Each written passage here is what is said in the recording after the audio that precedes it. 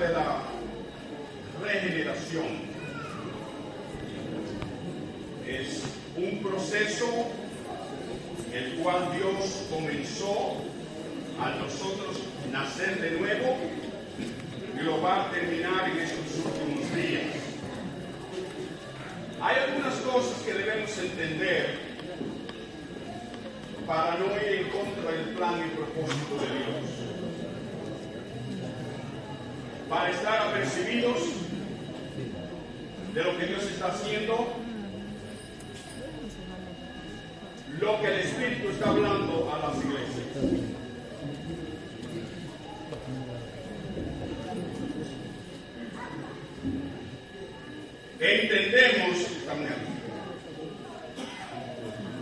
Entendemos que Dios es Espíritu omnisciente, omnipotente, omnipresente.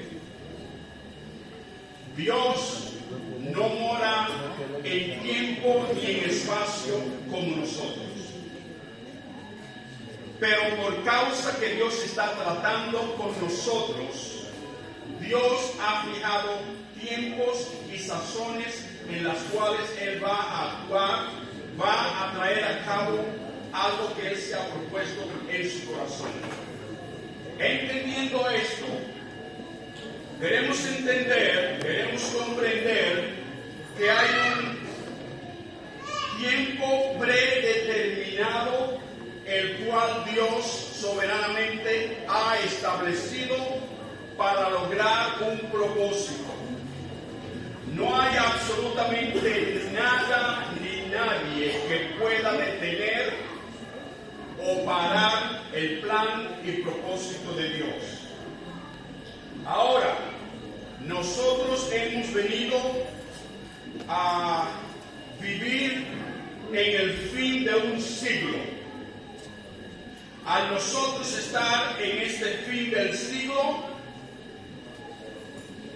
es parecido a cuando el Señor Jesús vino a su pueblo Israel.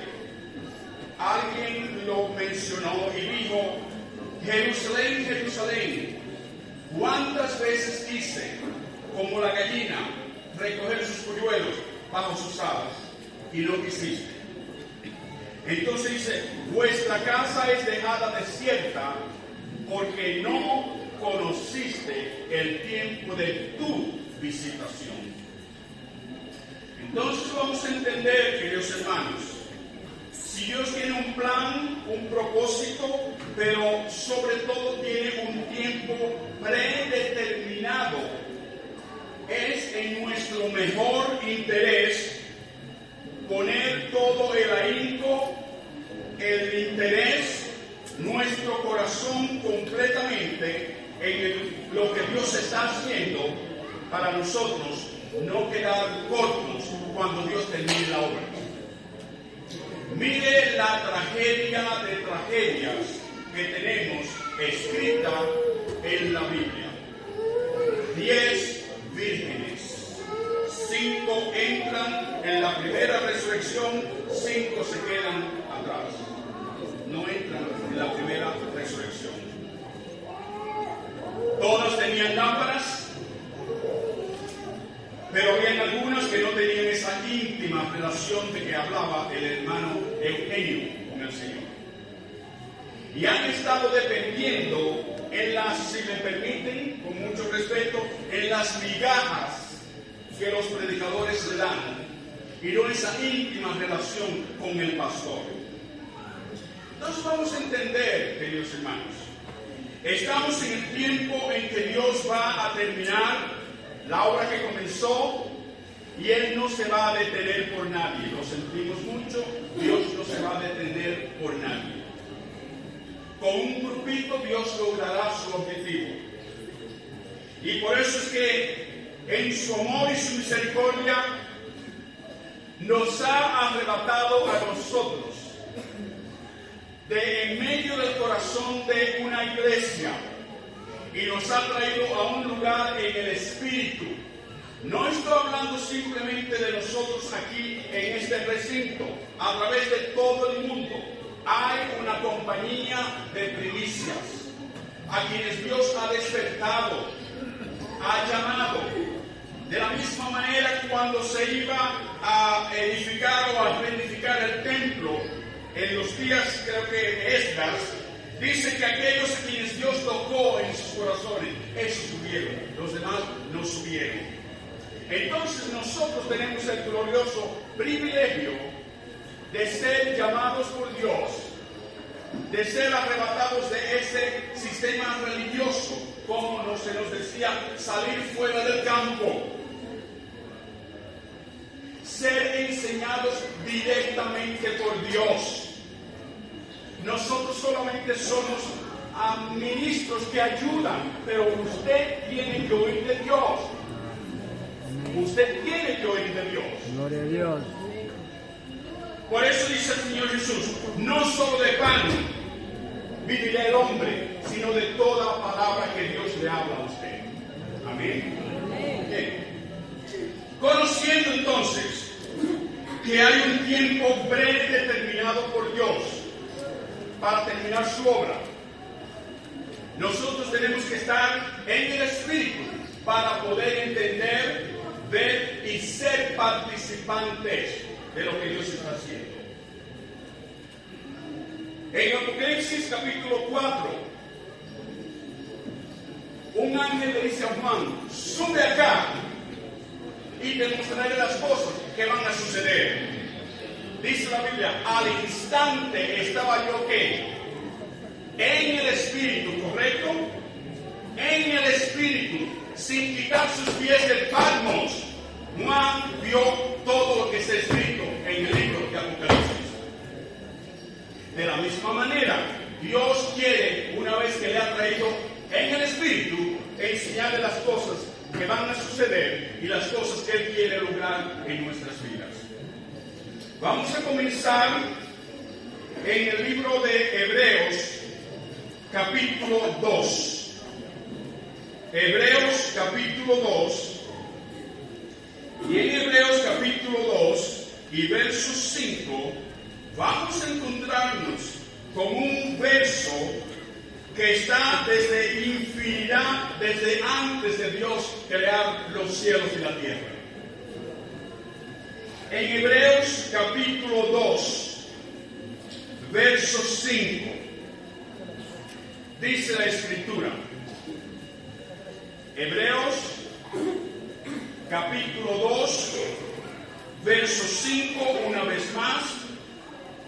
En lo que yo entiendo es un verso que estaba en el corazón de Dios desde antes de la creación del mundo. Dice así, verso 5. Porque no sujetó a los ángeles el mundo venidero acerca del cual estamos hablando. Antes de la creación del universo y el mundo, ya Dios en su corazón tenía prescrito lo que Él iba a hacer. De alguna manera el Espíritu de Dios cae sobre Pablo y le muestra esta verdad, que el reino venidero, el mundo venidero, no va a estar sujeto a ángeles, sino va a estar sujeto a un hombre de muchos miembros que Dios está preparando en estos últimos días. El mundo venidero no va a estar sujeto a ángeles, va a estar sujeto a una compañía de hijos a quienes Dios ha traído a una madurez, a la primera resurrección, y serán la expresión máxima del Dios invisible que el universo nunca ha visto. Esto Dios lo logra a través de un proceso que la Biblia nos describe como regeneración. Vamos a Hebreos capítulo 6 y vamos a comenzar a nadar allí un poquito. Hebreos capítulo 6, comenzando en el verso primero. Hebreos capítulo 6, verso primero, dice de esta manera: por tanto, dejando ya los rudimentos de la esto vamos adelante a la perfección, no echando otra vez el fundamento del arrepentimiento de obras muertas, de la fe en Dios, de la doctrina de bautismos, de la imposición de manos, de la resurrección de los muertos y del juicio eterno. Estas son 6 doctrinas principales en las que está nadando toda la iglesia de Dios. Han añadido una que es el rapto, que yo no encuentro donde la persiguieron, pero está esa también. Pablo nos dice que debemos extendernos e ir más allá de los rudimentos, del fundamento, de los principios de la doctrina de Cristo. Y dice, y esto haremos si Dios en verdad lo permite. ¿Por qué dice el apóstol Pablo esto? Ahora note los próximos versos que siguen. Sigue diciendo, porque es imposible que los que una vez fueron iluminados y gustaron del don celestial y fueron hechos partícipes del Espíritu Santo y asimismo gustaron de la buena palabra de Dios y de los poderes del siglo venidero y recayeron, sean otra vez renovados para arrepentimiento, crucificando de nuevo para sí mismos al Hijo de Dios y exponiéndole a vituperio. Verso 7. Porque la tierra que bebe la lluvia, que muchas veces cae sobre ella, y produce hierba provechosa a aquellos por los cuales es labrada, recibe bendición de Dios. Pero la que produce espinos y abrojos está reprobada, está próxima a ser maldecida, y su fin es el ser quemado.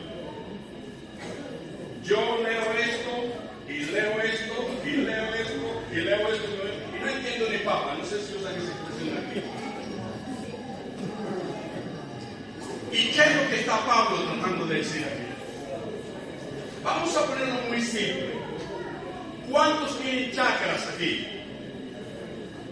Muchos tienen chakras, ¿verdad que sí? Muy bien. Cuando usted siembra grano, hay 2, 3, 4, 5, no sé cuántos días para que el grano germine, ¿correcto? ¿Amén? Muy bien. Cuando el grano germina y comienza a crecer, hay un cierto tiempo en que la espiga, la matita, lo que sea, produce frutos, ¿correcto? ¿Correcto? Eso es un ciclo. Un ciclo. Ese ciclo es perenne, o sea que sucede una y otra y otra y otra vez, ¿correcto? Lo que Pablo está describiendo aquí es el ciclo de Dios. La palabra es sembrada en esta tierra. Esta es la tierra. Dios, ¿cuál es la palabra, Señor? Dios fielmente riega esa tierra, hace que su luz, el sol, alumbre sobre esta tierra.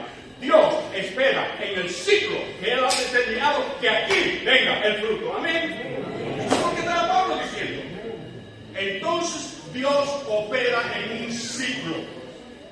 Estamos al fin de cerrarse el ciclo en que Dios va a terminar todo. ¿Sí me doy a entender? Y Dios dice, si yo no logro el fruto en estas 20 personas, en esas 10 sí lo voy a lograr. ¿Sí me doy a entender? Pues que hay 5 vírgenes que están listas y entran a la primera resurrección. Pero hay 5 que no producen el fruto que Dios espera. Amén. Entonces, aquí es donde estamos, queridos hermanos. La Biblia es un libro escrito, inspirado por el Espíritu Santo. Él es el autor y es el único que puede revelar este libro. En la Biblia encontramos tipos, sombras, símbolos, parábolas, alegorías, metáforas, buenos ejemplos, malos ejemplos. Toda palabra también tiene una denotación y una connotación. ¿Qué quiero decir con esto? Toda palabra en cualquier lengua tiene una denotación y tiene una connotación. Siendo el Espíritu Santo el único que inspiró esta escritura, muchas veces con nuestras mentes raquíticas, terrenales, carnales, queremos interpretar los oráculos de Dios. Y allí fallamos grasamente. Un pequeño ejemplo.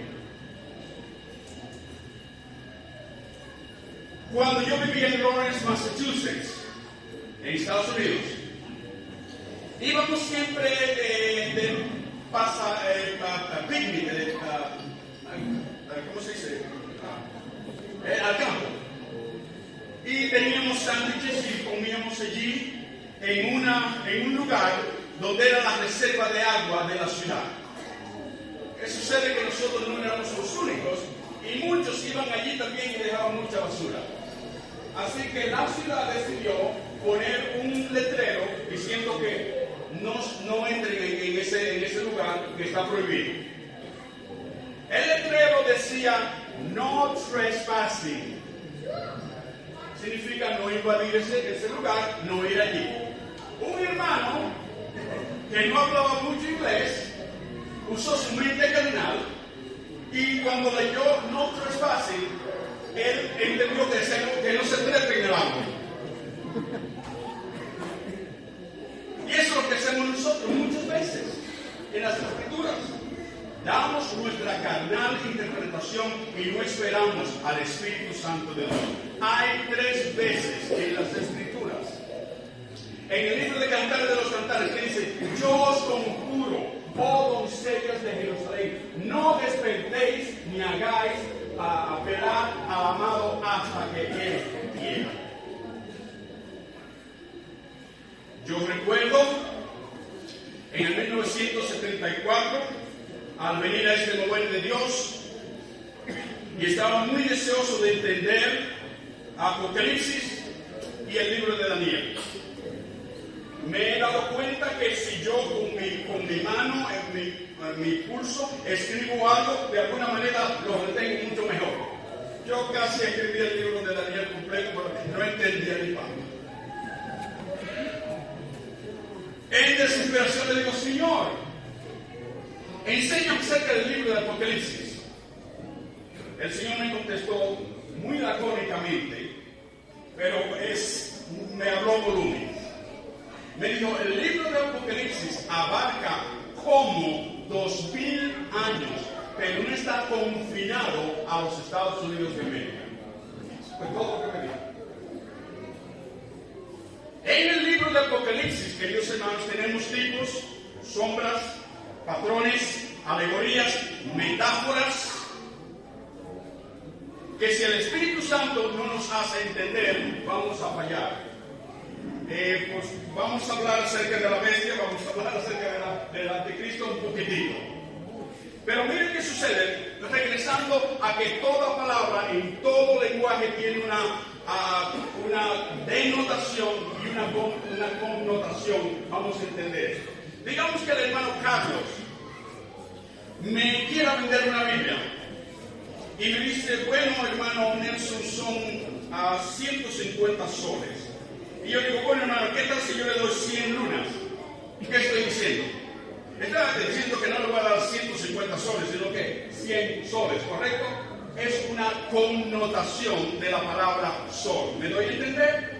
Una vez más, no se limita a interpretar lo que dicen los oráculos de Dios si el Espíritu Santo, la luz del Espíritu Santo, no está sobre usted. Es mejor callarse, no opinar. Dios tiene un tiempo predeterminado, un ciclo en el cual opera, y nosotros estamos casi al fin de cerrar este ciclo. Y Dios nos advierte a través del apóstol Pablo que hay un ciclo, un tiempo predeterminado en que el fruto debe aparecer. De otra manera se fracasó que la cosecha. Vamos ahora a 1 Corintios, capítulo 10. 1 Corintios, capítulo 10.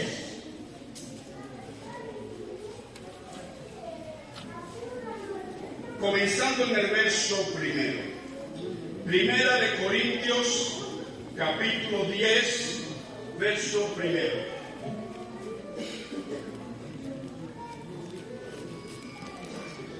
Una vez más, tengamos en nuestros corazones que Dios tiene un tiempo predeterminado, lo que el Señor Jesús dice, el tiempo de tu visitación, el cual Israel falló. 1 Corintios capítulo 10, por causa del tiempo, queridos hermanos, yo voy solamente a leer unos cuantos versos. En el verso primero está hablando de cuando los hijos de Israel salieron de Egipto. Cómo Dios los lleva a través del desierto. Dice que pasan el mar, lo cubre la nube, comen el mismo maná espiritual, bebían de la roca, la cual era Cristo. Pero el verso 5 dice: pero de los más de ellos no se agradó Dios, por lo cual quedaron postrados en el desierto. Aquí tenemos al pueblo de Dios. Fielmente Dios provee todo lo que su pueblo necesita. Comida, bebida, dice, sus zapatos no se gastaron, nunca se enfermaron, tenían aire acondicionado y calefacción también. Todo. Sin embargo, Dios no se agradó de la mayoría de ellos. Verso 6 dice: mas estas cosas sucedieron como ejemplo para quienes, para nosotros, para que no codiciemos cosas malas como ellos codiciaron. Verso 11: y estas cosas les acontecieron como ejemplo, escritas para nosotros y escritas para amonestarnos a nosotros, a quienes han alcanzado ¿qué? Los tiempos de los siglos.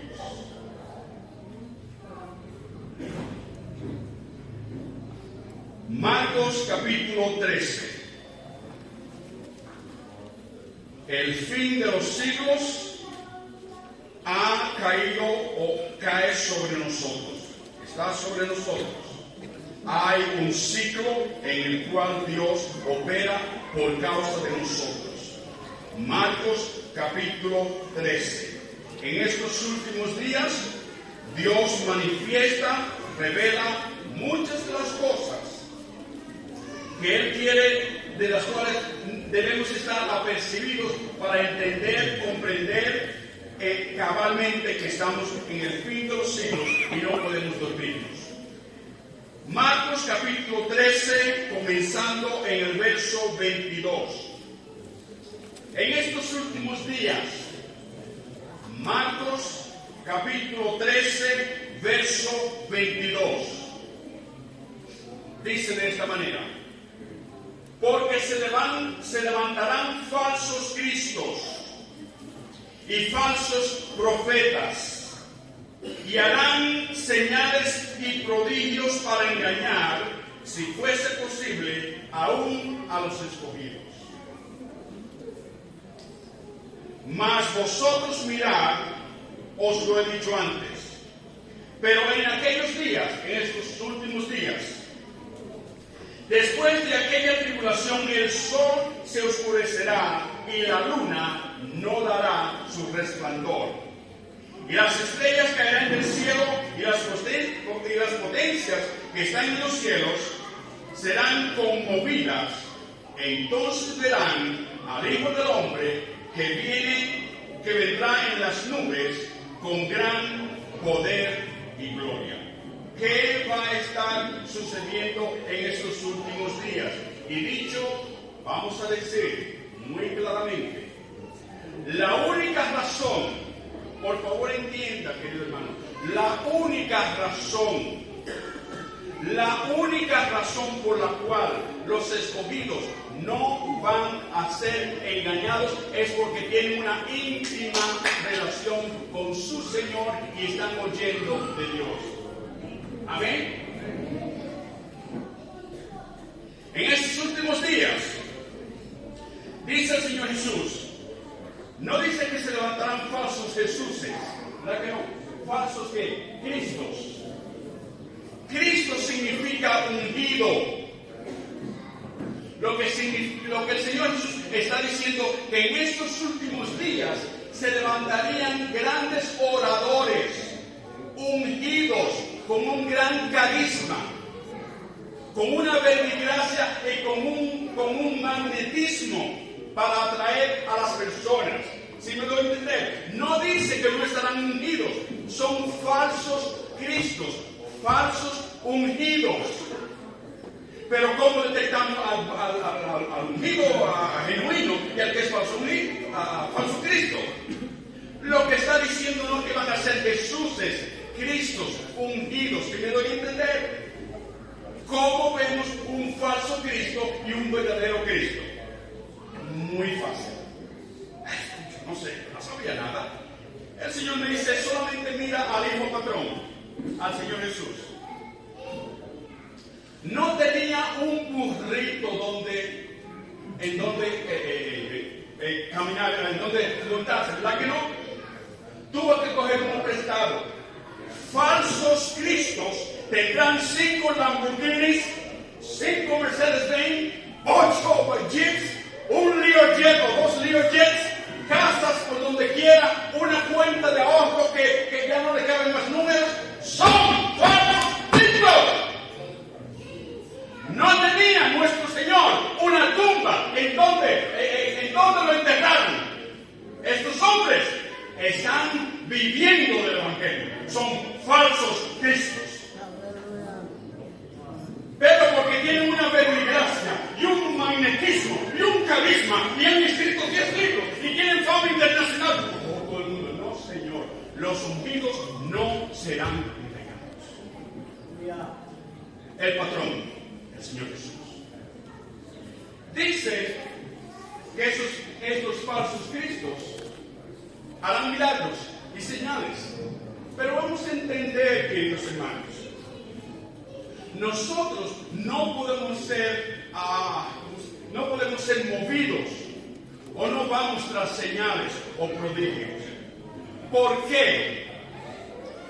Si todos ustedes van conmigo a la corte de Faraón, cuando Moisés fue con Aarón a la corte de Faraón, ¿qué sucedió allí? Moisés hizo milagros, ¿correcto? ¿Correcto? Está en una biblioteca, puede decir que sí. Los magos hicieron ¿qué? O los milagros también. Entonces, cuando hay un milagro, usted no sabe exactamente de qué fuente viene. ¿Por qué? Si yo estoy predicando, digamos, falsa doctrina, pero se levantan los muertos y todo eso, ¿qué es lo que están estos espíritus haciendo? Promoviendo ¿qué? Falsas doctrinas. Vamos a otro ejemplo. Dicen que vienen los hijos de Dios y se presentan delante de Dios. Satanás se presenta allí. Estamos hablando del libro de Job. Note cómo el diablo tiene poder sobre la naturaleza y sobre muchas cosas, ¿correcto? Entonces, milagro no me puede mover a mí. Además de eso, un milagro no es el más alto en Dios. ¿Sabe cuál es el mayor milagro que yo encuentro? Que somos guardados por el poder de Dios. Amén. Entonces, ¿habrán falsos cristos? ¿Falsos milagros? Los escogidos, porque estarán oyendo directamente de Dios, no van a ser engañados. Note lo que sigue diciendo el Escrito. En aquellos días, después de aquella tribulación, el sol se oscurecerá y la luna no dará su resplandor. El Espíritu Santo está usando metáforas, está usando símbolos. Lo que está diciendo es las verdades que ustedes están oyendo en estos días. La luz que ustedes están recibiendo en estos últimos días no va a estar en todo el mundo. Simplemente en un lugar a donde Dios nos ha traído y aquí está alumbrando sobre nosotros. Note también como dice que la luna no daría ¿qué? Su resplandor. ¿Cuál es la función de la luna natural? Reflejar la luz del sol, ¿correcto? ¿Qué está reflejando la iglesia, la luna, hoy en día? Homosexuales en el ministerio, lesbianas en el ministerio, transgénero, qué sé yo, como dice. Hombres que un día son mujeres y otro día son hombres y otro día son patricios. En vez de reflejar la luz de Cristo, lo que están es peleando quién tiene la mejor doctrina, quién tiene el mejor programa para evangelizar. Todo esto es lo que dice, hermano. La luna no está reflejando la luz del sol. Y las estrellas están cayendo de los cielos. Hombres de Dios que fueron ungidos están comprometiendo sus principios simplemente por el dinero y por muchas otras cosas. Esta es la condición de la iglesia en estos últimos días. Vamos a... No, déjenme seguir leyendo. Dice el verso 25, y las estrellas caerán del cielo, y las potencias que están en los cielos serán conmovidas. Entonces verán al Hijo del Hombre que viene sobre las nubes con poder y gran gloria. Nosotros somos las nubes de los cielos. ¿Okay? Y el Señor viene en estas nubes. Vamos ahora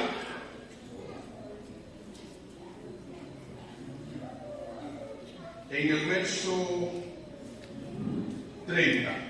En el verso 30 dice: de cierto os digo que no pasará esta generación hasta que todo esto acontezca. Y aquí es donde la puerta traducción va.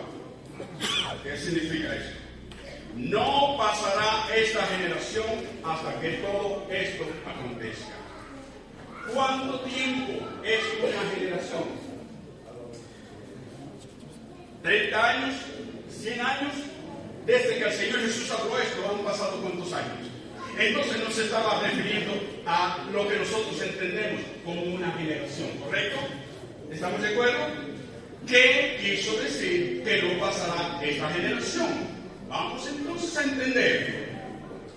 En Dios hay una generación o una creación, pero hay también una regeneración y nosotros estamos en la regeneración. Lo que el Señor Jesús está diciendo que hasta el fin va a haber el hombre, estará el hombre de pecado hasta que Dios lo quite. Como en los días de Noé, se casaban, se daban casamiento, todo seguía casi igual. O sea, esta generación no va a pasar. En verdad, Dios, de la manera que Dios ve las cosas, solo hay dos hombres en todo este mundo. Dos hombres. Una creación o una generación y una regeneración. Y nosotros estamos en la regeneración. Note en 1 Corintios capítulo 15. 1 Corintios capítulo 15. Dice de esta manera. 1 Corintios capítulo 15, comenzando en el verso 45. 1 Corintios capítulo 15, verso 45. Dice: así también está escrito. Note una vez más cómo dice la Biblia. Es muy importante que veamos lo que dice la Biblia. Así también está escrito: fue hecho, indicando que hubo un ¿qué? Proceso, ¿correcto? fue hecho el primer hombre, Adán, alma viviente. El postrer Adán fue hecho espíritu que vivificante. Mas lo espiritual no es primero, sino lo animal, luego lo espiritual. El primer hombre es de la tierra terrenal. El segundo hombre que es hecho que espíritu vivificante es que es el Señor del cielo. Según nosotros nacemos en este mundo, en la generación, traemos al hombre natural, corporal, terrenal. Cuando nacemos de nuevo, el Señor del cielo es engendrado en nuestras vidas. Y somos una regeneración. No somos parte de la generación, sino somos una regeneración en Dios. Dios comenzó una obra de regeneración, de un cambio, una novedad en nuestras vidas. Entonces aquí es donde nos encontramos. Vamos a Mateo capítulo 19, comenzando en el verso 24. Mateo capítulo 19, comenzando en el verso 24.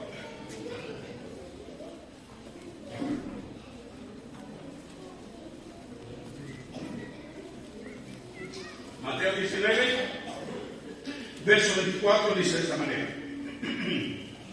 Otra vez os digo que es más fácil pasar un camello por el ojo de una aguja que entrar un rico en el reino de los cielos. Yo he oído comentarios que en Jerusalén supuestamente había una puerta que le llamaban el ojo de una aguja. Yo no me interesa si eso es verdad o mentira. Lo que el Señor está diciendo aquí que es difícil. Eso es todo. Que es difícil. Verso 25. Sus discípulos, oyendo esto, se asombraron en gran manera, diciendo: ¿quién pues podrá ser salvo? Y mirándolos Jesús les dijo: para los hombres esto es imposible, mas para Dios todo es posible. Entonces, respondiendo Pedro le dijo: he aquí, nosotros lo hemos dejado todo y te hemos seguido, ¿qué pues tendremos? Por favor, note cuidadosamente lo que el Señor Jesús dice aquí. Aquí está la clave de todo nuestro mensaje. Y Jesús les dijo: de cierto os digo que en la regeneración, cuando el Hijo del Hombre se siente, o sea que termine, haya concluido la regeneración, y Jesús les dijo: de cierto os digo que en la regeneración, cuando el Hijo del Hombre se siente en el trono de su gloria, vosotros que me habéis seguido, también os sentaréis sobre 12 tronos para juzgar a las 12 tribus de Israel. Una vez más, vamos a entender lo que el Espíritu está diciendo a las iglesias. El Señor Jesús dice: hay una regeneración. Hay un proceso en el cual Dios nos está cambiando. Dios no ha terminado aún el proceso, pero el Señor Jesús promete que cuando el proceso haya terminado y el Hijo del Hombre se siente en el trono de su gloria, esos que le han seguido en la regeneración, una vez que Dios haya concluido, terminado el proceso, ellos también estarán reinando y gobernando con Cristo. Amén. Esta palabra regeneración solo sucede 2 veces en las Escrituras. Pero es muy importante que nosotros entendamos: la regeneración la ha comenzado Dios cuando nosotros hemos nacido de nuevo. Pero Dios la termina en resurrección. ¿Cómo lo sabemos? Dice que el primer hombre fue hecho alma viviente, ¿correcto? El segundo hombre que está en nosotros es hecho que espíritu que vivificante, que da vida, que nunca jamás puede morir. ¿Sí? ¿Nos damos a entender? Entonces podemos ver claramente que Dios aún no ha terminado el proceso de regeneración en nosotros. Amén. Pero si Jesús promete, como decía nuestro hermano Eugenio, Dios promete y Dios cumple. Cuando el proceso de regeneración Dios haya terminado y nosotros hayamos seguido al Cordero, estaremos sentándonos en 12 tronos juzgando a las 12 tribus de Israel. Ahora vamos a Tito, capítulo 3. El libro de Tito, capítulo 3.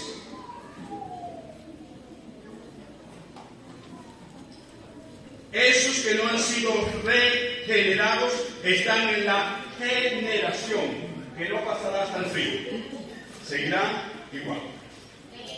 Tito, capítulo 3, verso 3.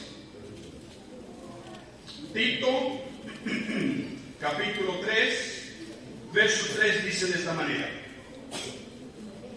porque nosotros también éramos en otro tiempo insensatos, rebeldes, extraviados, esclavos de concupiscencias y deleites diversos, viviendo en malicia y envidia, aborrecibles y aborreciéndonos unos a otros. Éramos una generación, ¿correcto? Igual que los demás. Note el verso 4. Pero cuando se manifestó la bondad de Dios, nuestro Salvador, y su amor para con nosotros, nos salvó, no por obras de justicia que nosotros hubiéramos hecho, sino por su misericordia, por el que lavamiento de la regeneración y por la renovación en el Espíritu Santo. Entonces vamos a entender, según estamos a los pies del Maestro, según el Espíritu Santo está trayendo revelación, estamos siendo lavados por el agua de la palabra de Dios y hay una renovación en el Espíritu Santo y es en este proceso en que estamos. Por favor, vamos a regresar un poquitito. El Señor Jesús dice: vosotros que me habéis seguido, ¿correcto? No se han estancado, no se han parado, están siguiendo al Cordero que donde quiera que Él va. Estamos en los últimos días y hay muchos hermanos que están preocupados por el anticristo y la marca de la bestia y el falso profeta y quién. Yo no estoy preocupado por nada, les soy sincero. No estoy preocupado por nada. Eso está en manos del Señor. Lo único que Él me dice es: sigue oyendo mi palabra y obedeciéndome cada día. Ay, hermano, que yo no me pongo la vacuna porque es la marca de la bestia y el chip está ahí. ¿Qué vacuna ni qué marca? Ah, yo tengo las dos de Moderna. Y yo no tengo la marca de la bestia.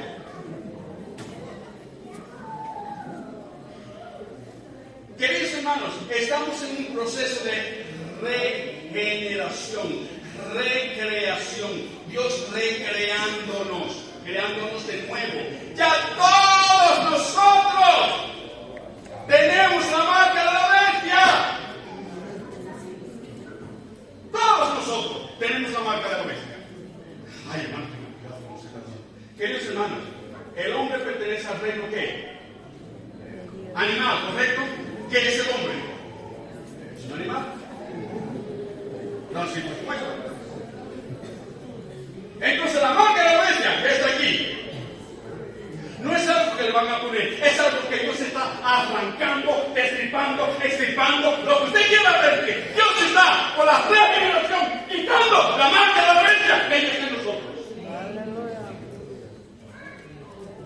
Mi nombre es Nelson Amaury Robles. Usted cuenta los números 666. ¿Qué me importa a mí? Eso no tiene nada que ver conmigo.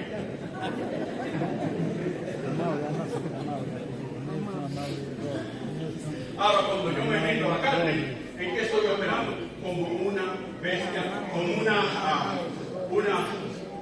¿cómo se dice? Un cerdo limpio o limpiado que regresa ¿qué? A su cieno, o como un perro que vuelve ¿qué? A su vómito.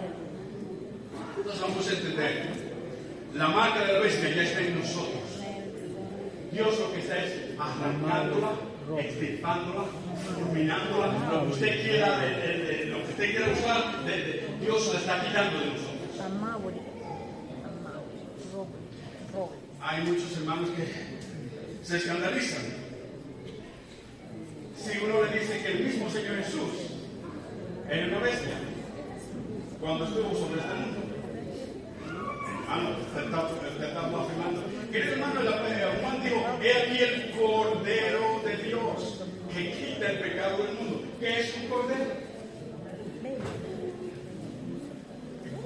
Note algo muy importante. Note algo muy importante.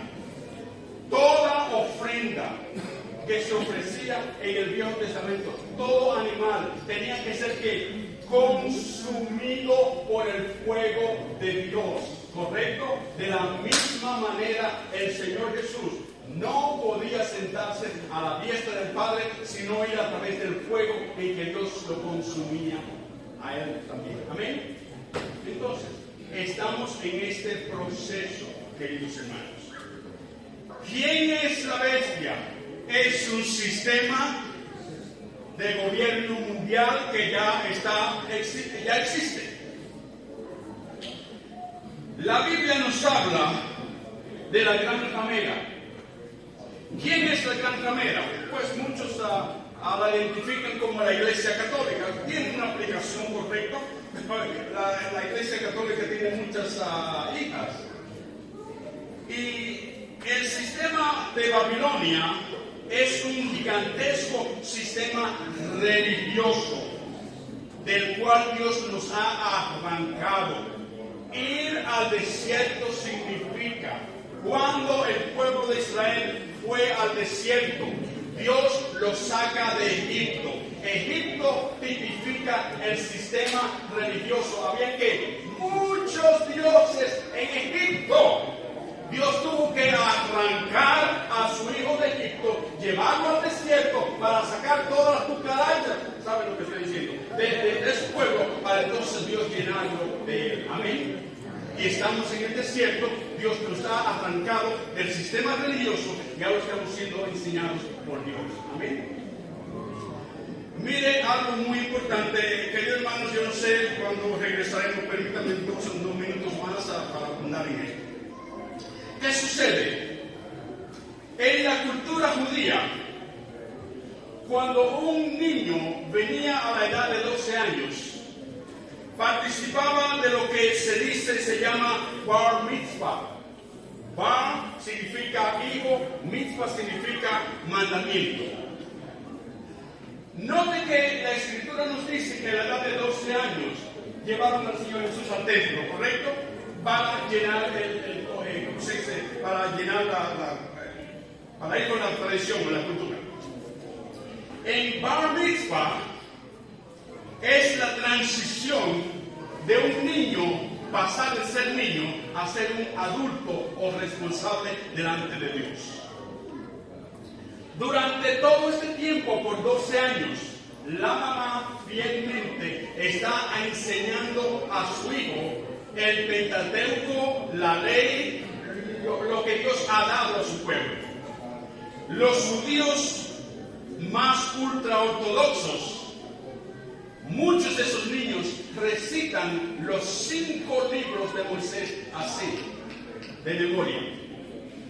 Entonces, cuando un niño venía ante el sacerdote cuestionaba al niño para saber si él entendía y conocía la ley de su Dios. Una vez que el niño satisfacía al sacerdote contestando las preguntas, el niño entonces, a través de un ritual, venía a tener su propio pacto con Dios. y salía de la falda, por así decir, de la madre y venía a estar bajo la cubierta del padre. Si el padre era carpintero, el niño venía a aprender a ser carpintero, etcétera, etcétera, etcétera. O sea, el niño tomaba el oficio del padre. El problema, la tragedia, ha sido y es que hoy en día muchos de los hijos en la iglesia todavía están bajo la falda de la madre y no han sido destetados. Hasta la hermana que está usando esa palabra. No han sido destetados. Todavía le están enseñando doctrinas. Cuando el Señor Jesús salió, hablando figurativamente, de la falda de la madre o de la cubierta de la madre, vino a estar bajo la cubierta del Padre y aprendió entonces del Padre. De la misma manera que usted y yo, cuando salimos de debajo de la cubierta de la madre, ¿sabe cuál es nuestro lugar? Dice el Señor Jesús: venid a mí todos los que están ¿qué? Trabajados y cargados, y yo os haré ¿qué? Pero entonces dice: llevad ¿qué? Mi yugo sobre vosotros y aprended ¿de quién? ¿De la madre iglesia o de él? ¿Sabe cuál es uno de los problemas? Que hay un precio que pagar. Y mejor preferimos la botella de la madre iglesia y allá colocadito en el seno de la madre. No, queridos hermanos. Es tiempo para crecer. Es tiempo para levantarnos. No toda la iglesia lo va a hacer. Vamos a recordar. Hay un tiempo preordenado por Dios. Hay un ciclo en Dios. No sabemos cuándo se cierra, pero la Biblia nos dice, estamos ¿qué? En los últimos días, ¿correcto? Muy bien. En Jeremías capítulo 31, para que usted no me tire, no me arroje piedras, vamos a ver qué es lo que Dios había dicho acerca de nosotros. Jeremías capítulo 31, en el verso 27. Jeremías capítulo 31, verso 27. Dice de esta manera: he aquí, vienen días, dice Jehová, en que sembraré la casa de Israel y la casa de Judá de simiente de hombre y de simiente de ¿qué? De animal. ¿Qué significa eso? Cuando usted está en la generación, la única simiente, la única vida que usted tiene es la vida de un animal racional, es un animal. En aquel entonces, Israel antiguo no tenía el Espíritu de Dios. Tenían mandamientos, parámetros de justicia para que no se desenfrenaran, si me doy a entender, pero no tenían el Espíritu de Dios dentro de ellos. La única simiente que tenían era la simiente animal. Cuando usted y yo nacemos de nuevo, la simiente del único hombre, del Hijo de Dios, es plantada en nosotros. Ahora tenemos ¿cuántas simientes? 2 simientes. ¿Qué quiere ahora Dios hacer con la vieja simiente? Arrancarla, extirparla, fulminarla, pero no puedo decir. Es lo que Dios está haciendo en nosotros a través de la regeneración. La Biblia dice: carne y sangre que no pueden heredar el reino de los cielos. No importa cuán ungida está la carne. Dios tiene que arrancar, destripar, quitar de nosotros todo lo que es de la naturaleza carnal. Esa simiente de bestia tiene que ser extirpada de nosotros y es a través de una regeneración que Dios logra esto. Entonces, en el 7º milenio en el cual estamos, Dios termina un hombre, forma un hombre, no lo crea, lo forma. Este hombre, de muchos miembros, lleva la imagen y la semejanza de Dios. Aquí es donde estamos, queridos hermanos. De modo que cuando cualquiera de nosotros se ha manifestado, ¿cuál es la imagen y la inscripción? No la de un animal, la imagen e inscripción de quién? Del Dios vivo. Dios fue manifestado en carne, en esta carne. No significa en mi pellejo, sino en un alma que ha sido redimida, ha sido regenerada, completamente recreada por Dios. Eclesiastés capítulo 3, verso 14. ¿Está bien, hermanos? ¿Amén? Okay. Eclesiastés capítulo 3, verso 14. Dice de esta manera. Eclesiastés capítulo 3, verso 14.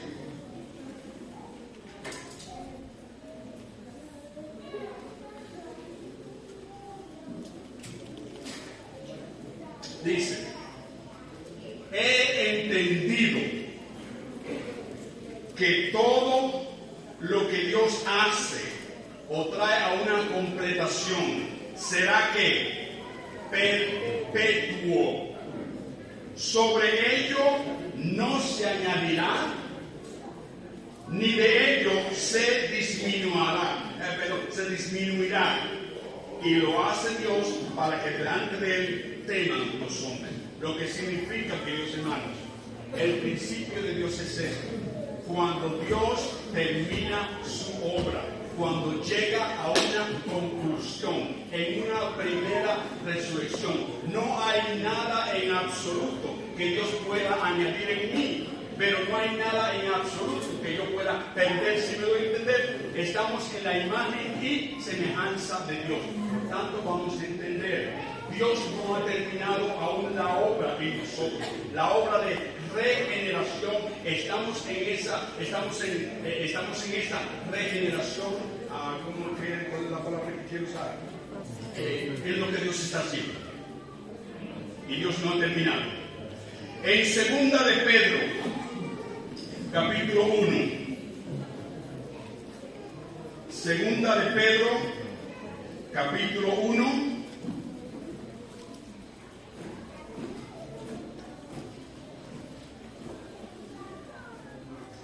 Note, por cierto, antes de terminar, de ir a segunda de Pedro, en primera de Pedro, capítulo 9, capítulo 1, verso 9. Primera de Pedro, capítulo 1, verso 9, dice, primera de Pedro, capítulo 1, verso 9 dice, recibiendo de quién? ¿Quién comenzó la buena obra? Obteniendo el fin de vuestra fe, de vuestra ¿qué?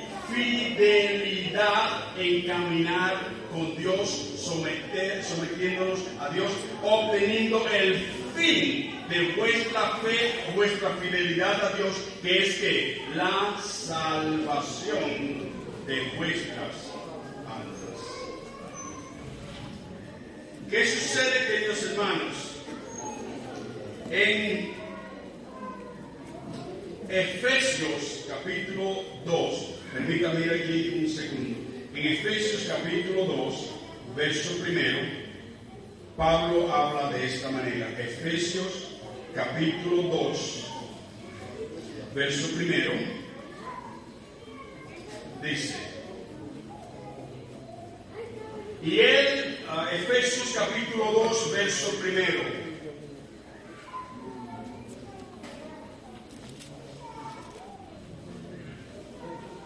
dice, y él os dio vida a vosotros cuando estabais ¿qué? Muertos en vuestros ¿qué? Delitos y pecados. Sin embargo, en esos delitos y pecados nosotros estamos supuestamente con vida, conforme a nosotros. ¿Por qué? Porque anduvimos en estos delitos y pecados, siguiendo la corriente de este mundo, conforme al príncipe de la potestad de los aires, el espíritu que ahora opera que en los hijos de desobediencia. Entonces note lo que dice el apóstol Pedro. Ayer aquí estábamos todos nosotros, ¿correcto? No significa que no existíamos, éramos una generación, una creación. Pero cuando Dios trajo su espíritu, su vida, la vida de su hijo, y la sembró en nosotros, comenzó una regeneración. ¿Sí me doy a entender? Por eso es que el apóstol Pedro dice, no encuentro el verso, dice que fuimos rescatados de vuestra vana manera de vivir. ¿Cuál era nuestra vana manera de vivir? Estábamos muertos en delitos y pecados y nos movíamos en todo esto. Dios nos rescató. Pero la completa salvación aún no está allí. Cuando usted atrapa un pez, ¿qué es lo que hace? O lo pone en una vidriera. No, usted lo limpia primero. ¿Qué es lo que Dios está haciendo con nosotros? Sentido común, queridos hermanos. Muy bien, segunda de Pedro, capítulo 1. Ahora que Dios nos tiene en el proceso de regeneración, está extirpando todo lo que es carnal en nuestras vidas. En el capítulo 2 de Pedro, segunda de Pedro, capítulo 1, verso 3. Note lo que Dios ha puesto en nuestras vidas, en contraste a la vieja vida que teníamos.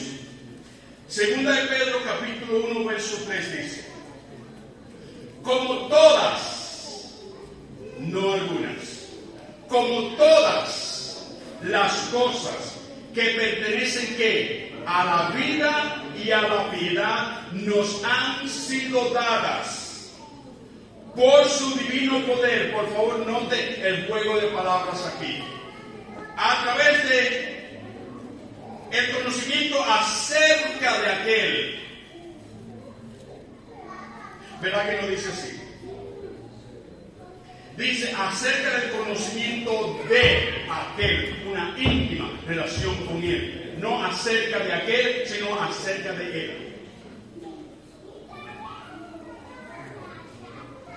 Como todas las cosas que pertenecen a la vida y a la piedad, nos han sido dadas por su divino poder, mediante el conocimiento no acerca de aquel, sino el conocimiento de él, el conocimiento de aquel, que nos llamó por su gloria y excelencia, por medio de las cuales nos han dado preciosas y grandísimas promesas, para que por ellas llegaseis a ser ¿qué?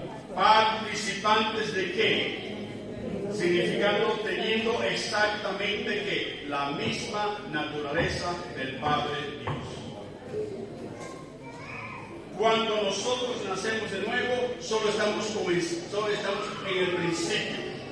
Dios nos arranca del reino de las tinieblas y nos trae al reino de su amado Hijo. Ahora que somos parte de la familia, como veíamos, creo que fue la primera o la segunda vez que prediqué, el Hijo se conoce, no por lo que hable, sino por sus hechos. ¿Cuál es la vida que manifiesta? Ahora que estamos en el reino de los cielos, Dios dice, muchachos, hijos, ustedes han traído muchas cosas de allá que no son mías. Vamos a limpiarlos, vamos a disciplinarlos, vamos a hacerlos, a prepararlos de modo que no sean una ofensa cuando vengan ante mi trono. Entonces, todas las cosas que pertenecen a la vida y a la piedad nos han sido dadas, no a través del conocimiento acerca de aquel, sino el conocimiento de aquel que nos llamó por su gloria y excelencia. Salimos de la cubierta de la madre y llevamos ahora el yugo del Señor Jesús y aprendemos de él. Pero mire, no sé si decir, la tragedia es esta, que solo una mínima parte de la iglesia está en este proceso, o más bien ha seguido en este proceso de regeneración. ¿Cómo lo sabemos? Vamos a verlo. En el libro de Isaías capítulo 6. Isaías capítulo 6. Solo un segmento, solo el 10% sigue en el proceso de la regeneración. En Isaías capítulo 6, comenzando en el verso 8. Isaías capítulo 6, comenzando en el verso 8, vamos a ver en un vislumbre cuál es la condición de la iglesia en estos últimos días. ¿Cómo ve Dios a la iglesia? ¿Qué es lo que Dios ve como el final también en la iglesia? Isaías capítulo 6, verso 8, dice de esta manera. Isaías capítulo 6, verso 8, dice: Después oí la voz del Señor que decía: ¿A quién enviaré y quién irá por nosotros? Entonces respondí yo: heme aquí, envíame a mí. Verso 9, y dijo: Anda y di a este pueblo, oíd bien y no entendáis, ved por cierto, mas no comprendáis. Vamos a parar ahí. ¿A quién está Dios enviando un profeta o un predicador? ¿A los jebuseos? ¿A los filisteos? ¿A los heveos? ¿O está enviando un profeta a su pueblo? A su pueblo, ¿verdad que sí? Muy bien. Dice: Anda y di a este pueblo, oíd bien y no entendáis, ved por cierto, mas no comprendáis. Engruesa el corazón de este pueblo y agrava sus oídos y ciega sus ojos, para que no vea con sus ojos, ni oiga con sus oídos, ni su corazón entienda, ni se convierta, y haya para él sanidad. Y cuando yo leí esto, dije: no, esto quiere decir el diablo, tú no puedes ser Dios. ¿Qué es lo que Dios está diciendo aquí? Dios envía a un profeta a su pueblo.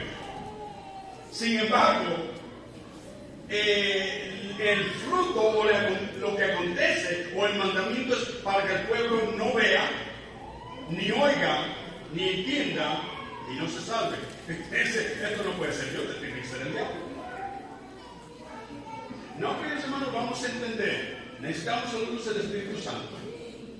Número 1, ¿quién da el ojo espiritual para ver? ¿Quién da el oído espiritual para oír? ¿Quién da el corazón para entender? ¿Okay? Muy bien. Hay un eterno principio en Dios que es este, porque yo discutí con Dios, Señor, yo no entiendo, esto no puede ser, ¿qué es lo que usted está diciendo aquí? El Señor me dijo: hijo, entiende esto, a quien mucho se le ha dado, mucho se le ¿qué? Se le requerirá. Pero el principio también trabaja en el verso: a quien poco se le ha dado, poco se le va a requerir. Entonces Dios me dice: mira, hijo, el Señor Jesús, cuando hablaba a las multitudes, usaba parábolas, ¿correcto? Y el propósito de usar parábolas era para que el pueblo no oyera, no viera y no comprendiera. Sin embargo, léalo cuidadosamente. Dice que a los discípulos les revelaba que los misterios del reino de los cielos, ¿correcto?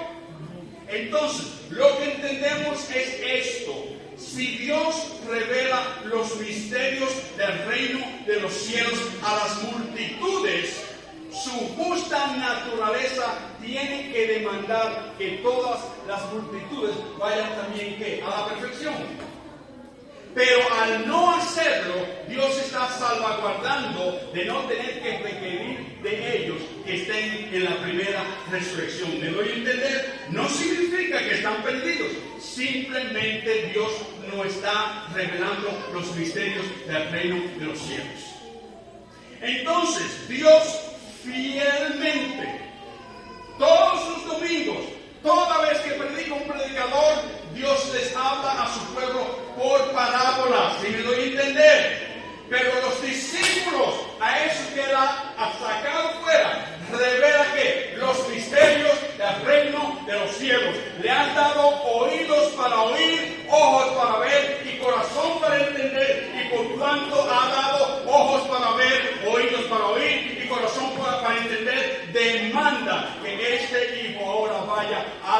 resurrección y esté en la primera resurrección.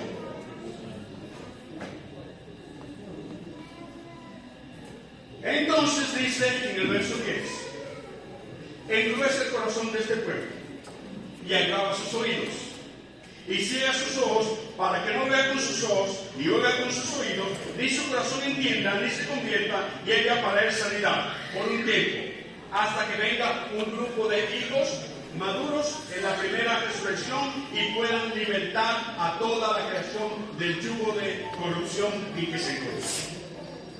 Verso 11: y yo dije, ¿hasta cuándo, Señor? ¿Hasta cuándo les estará enviando profetas para que les hable por parábolas, para que no oigan, para que no entiendan, para que no vean? ¿Hasta cuándo, Señor? Y respondió, hasta que las ciudades estén asoladas y sin morador, y no haya hombres en las casas, y la tierra esté hecha un ¿qué? Desierto. No está hablando literalmente, está hablando de la iglesia, de su pueblo. Esto estará hasta estos últimos días, y la condición de la iglesia será que las ciudades o las iglesias estarán asoladas, sin morador, y no habrá hombre que pueda darle la palabra de vida, y la tierra esté hecha que un desierto. Esto está hablando Dios de su iglesia.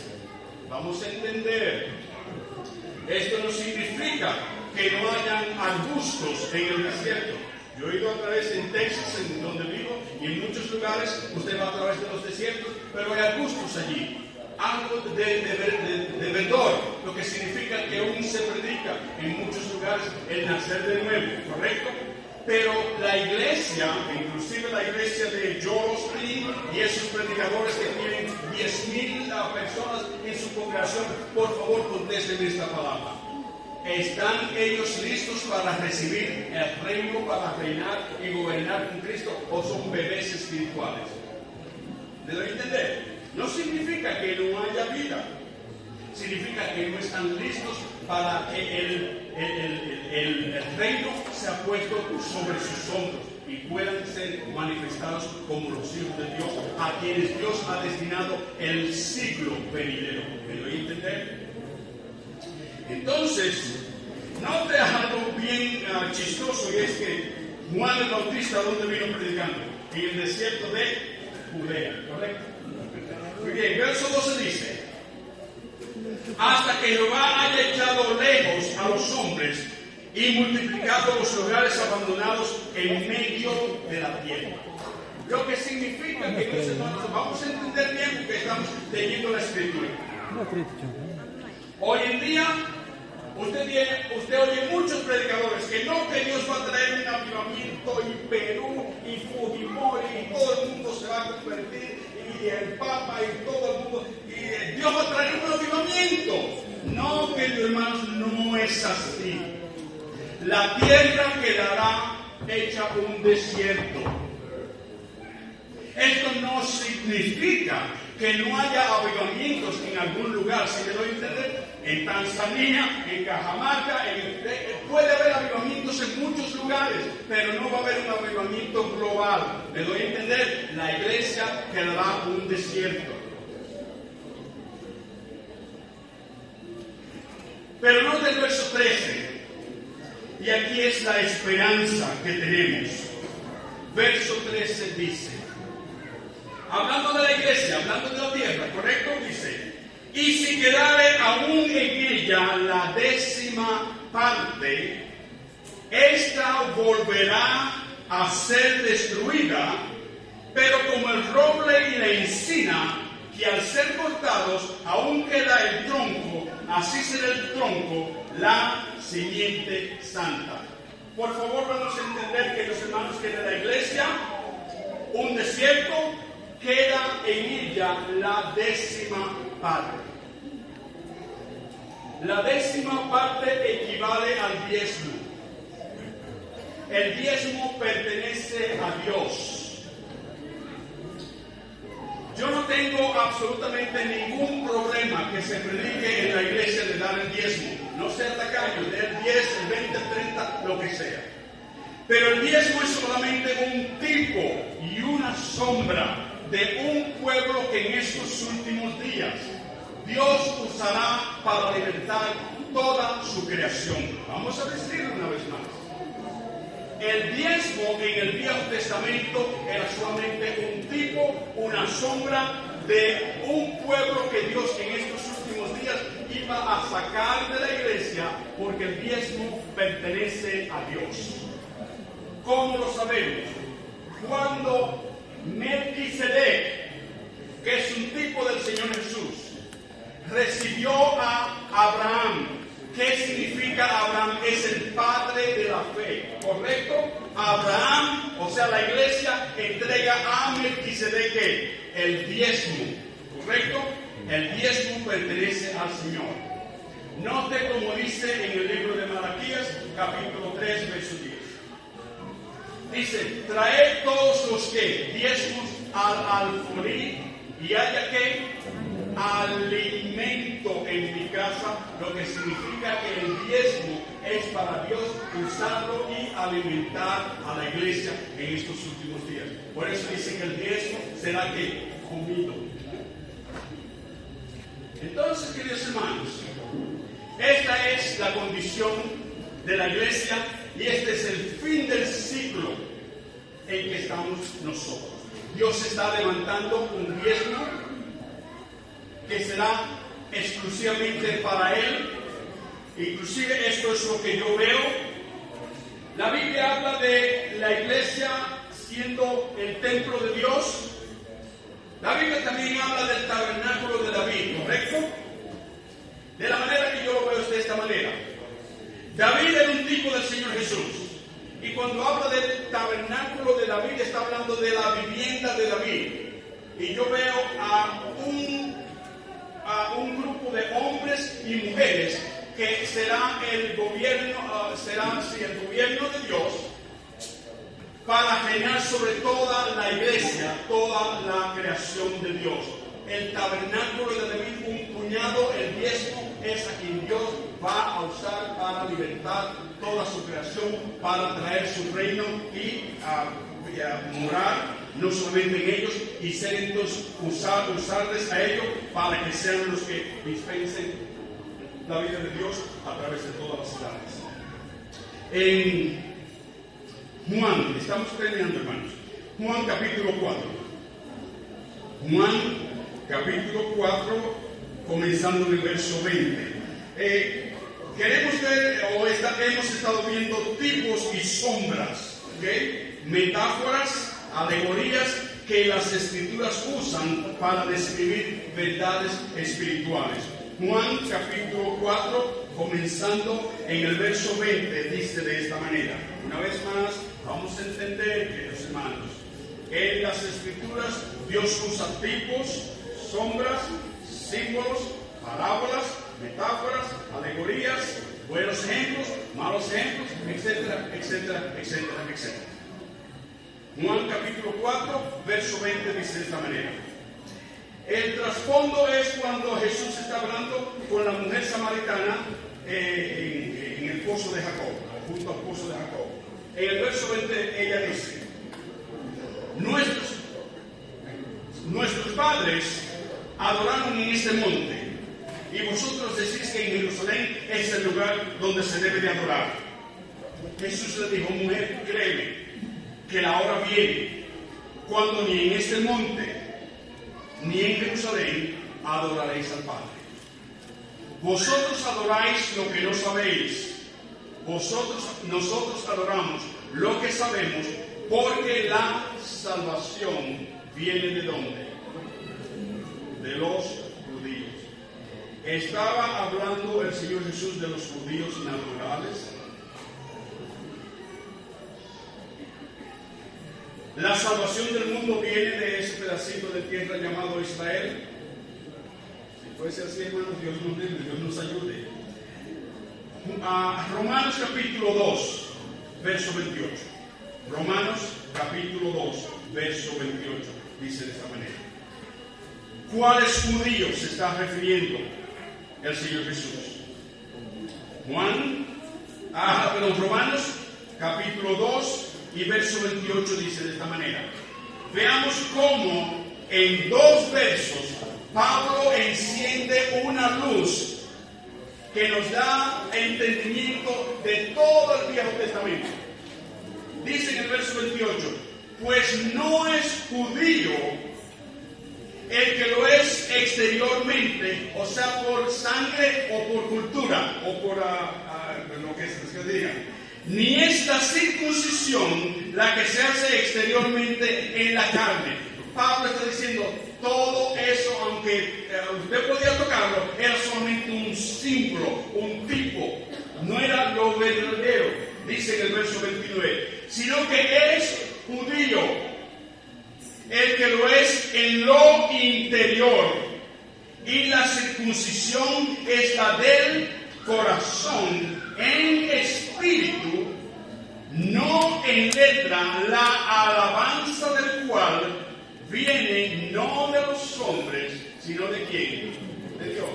Entonces, un verdadero judío es el que ha sido circuncidado en lo interior del Espíritu Santo de Dios, cuando esta obra de regeneración es terminada en nosotros y hay una verdadera circuncisión en nuestro corazón, y ahora ya entonces Dios puede presentarnos, y vamos a terminar con esto, como 2 escrituras más. Dios puede presentar entonces esta compañía de primicias, este diezmo, estos que han seguido al Cordero en la regeneración, y cuando Dios finalmente ha terminado, ha completado el proceso de regeneración, han sido circuncidados por el glorioso Espíritu de Dios en el corazón. Dios ha extirpado, desarraigado, fulminado, ¿qué otra palabra puede usar? De nosotros, todo lo que es de la carne, si me doy a entender, y la única imagen que usted ve en usted y en mí en la resurrección es la imagen de Dios el Padre. En Zacarías capítulo 12, verso 7, se lo prometo, después de una escritura más. Zacarías capítulo 12, verso 7, dice de esta manera: Dios tiene prioridades, Dios tiene un tiempo predeterminado, si me permiten, un ciclo en el cual Él opera, y Dios está levantando, trayendo, formando una compañía de primicias, los diezmos que Él va a usar para alimentar a toda su casa. En Zacarías capítulo 12 y verso 7 dice de esta manera: y liberará Jehová las tiendas de Judá primero. ¿Qué representa estas tiendas de Judá? Representan el diezmo, representan los judíos que han sido circuncidados, y ahora Dios puede usarlos una vez que ha terminado el proceso de regeneración. Y liberará Jehová las tiendas de Judá primero, para que la gloria de la casa de David y del habitante de Jerusalén no se engrandezca ¿qué? Sobre Judá. Dios está diciendo: yo tengo una compañía de primicias que son los primeros que van a gustar la plenitud de mi vida. Es el diezmo que yo tengo para mí, y yo voy a usar ahora este diezmo para alimentar ¿qué? A toda mi casa. Y como nos enseñó el hermano Eliezer anoche, vamos a Ezequiel capítulo 43. Por eso cuando le digo Ezequiel 43, yo dije verso 10. Ezequiel capítulo 43, verso 10. Ezequiel capítulo 43, verso 10.